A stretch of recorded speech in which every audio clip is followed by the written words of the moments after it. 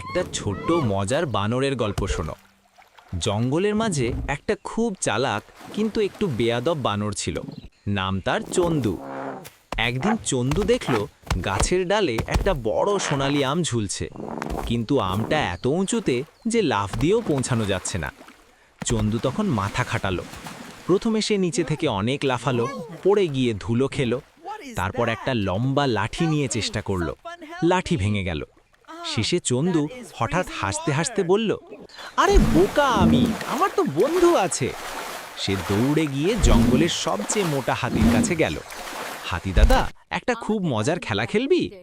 হাতি অবাক হয়ে বলল, কি খেলা রে? চন্দু চোখ টিপে বলল, আমি তোর কপালে বসবো, তুই আমাকে লম্বা করে তুলবি।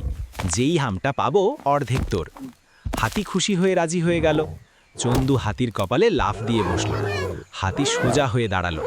চন্দু আরেকটু ঝুঁকে, আরেকটু, আর তারপর চটাস, আমটা হাতে।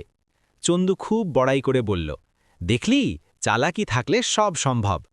হাতি নিচের দিকে তাকিয়ে মৃদু হেসে বলল, এখন নাম রে চন্দু, আর আমার অর্ধেক আমটা কই? চন্দু একটু থতমত খেয়ে গেল, তারপর খুব মিষ্টি